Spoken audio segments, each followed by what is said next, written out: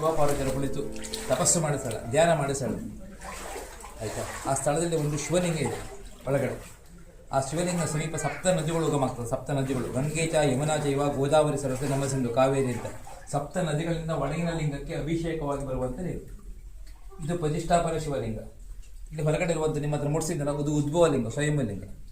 ಒಟ್ಟು 3 ಲಿಂಗಗಳಿದೆ. ಮಳೆಗಾಲದಲ್ಲಿ ಲಿಂಗದ ಮೇಲೆ ಹರ್ಕೊಂಬರ್ತದೆ ನೀರು, ಎದೆಯವರೆಗೆ ಇಲ್ಲೇ ಇರ್ತದೆ. ಜೂನ್ ಕೊನೆಯ ವಾರ, ಜುಲೈ, ಆಗಸ್ಟ್, ಸೆಪ್ಟೆಂಬರ್ ನೀರಿನ ಪ್ರವಾಹ ಜಾಸ್ತಿ ಆಗ್ತದೆ. ನೀರು ಮತ್ತು ಮೀನು ವಿಶೇಷವಾದ ಆಕರ್ಷಣೆ. ಕೇಶವನಾಥೇಶ್ವರನ ವಿಷ್ಣು ಸಂಬಂಧಪಟ್ಟ ದೇವಸ್ಥಾನ ಅಲ್ಲ, ಶಿವನ ದೇವಸ್ಥಾನ ಆಯಿತಾ.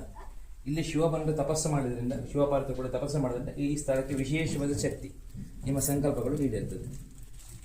ಇದು ಯಾವುದು ಪ್ರಕೃತಿದತ್ತವಾಗಿ ನಿರ್ಮಾಣವಾಗಿದೆ. ಈ ಗುಹೆ ಇದೆಲ್ಲ ಇದು ಯಾರು ಮಾಡಿದ್ದು ಏನೋ ಅಲ್ಲ.